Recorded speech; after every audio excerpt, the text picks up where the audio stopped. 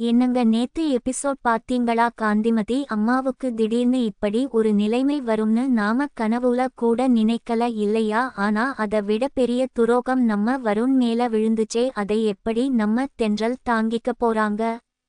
வணக்கம் நண்பர்களே, தென்றலே மெல்ல பேசு சீரியலோட நேற்றைய எபிசோட் ரொம்பவே எமோஷனலா பதட்டமா இருந்துச்சு. ஆரம்பத்திலேயே பாத்தீங்கன்னா பரமன் வீட்டுக்கு திரும்பி வந்ததும் ஒரு பெரிய பிரச்சனையே வெடிக்குது. அங்க இருக்கிற அத்தை ரொம்ப கோபமா, நான் ஒன்னும் அவங்க 2 பேரோட காதலையும் பிரிக்கல, பரமன் தான் வந்து ஓவரா ஆட்டம் போடுறான் அப்படின்னு சொல்றாங்க. நான் எவ்வளவு தூரம் அவன் மேல பாசம் வச்சிருக்கேன், ஆனா அவன் என் முன்னாடியே ரொம்ப திமிரா பேசிட்டு போறான் அப்படின்னு ரொம்பவே வருத்தப்படுறாங்க. இருந்தாலும் சீக்கிரமே ஒரு பேரனையோ பேத்தியோ உங்க கையில கொடுப்பேன், நீங்க கவலைப்படாம வீட்ல இருங்க அப்படின்னு சொல்லி அந்த இடத்துல ஒரு பெரிய சமாதானத்தை கொண்டு வராங்க. இன்னொரு பக்கம் நம்ம வருண் ரொம்பவே கோபமா ஒருத்தன் கிட்ட சண்டை போட்டுட்டு இருக்காரு.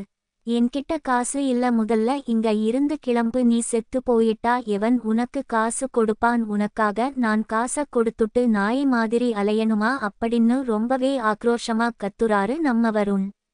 நம்ம வருண் எப்பவுமே கோபப்படுற ஆளு இல்ல, ஆனா சூழ்நிலை அவரை அப்படி மாத்திடுச்சு.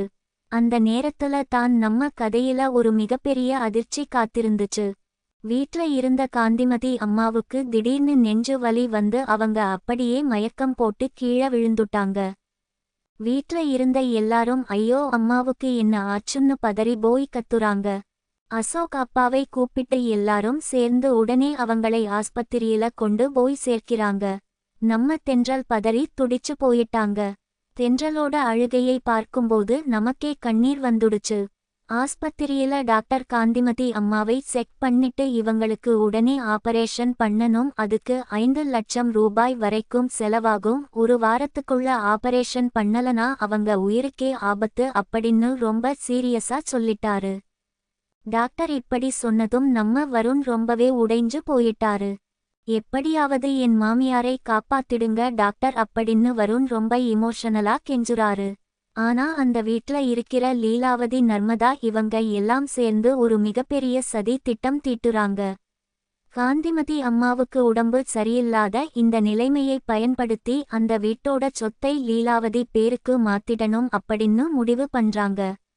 அப்படி மட்டும் அந்த சொத்து வந்துடுச்சுனா அடுத்த நிமிஷமே நம்ம வருணையும் தென்றலையும் வீட்டை விட்டு துரத்திடலாம் அப்படின்னு ரொம்பவே கொடூரமா பிளான் பண்றாங்க.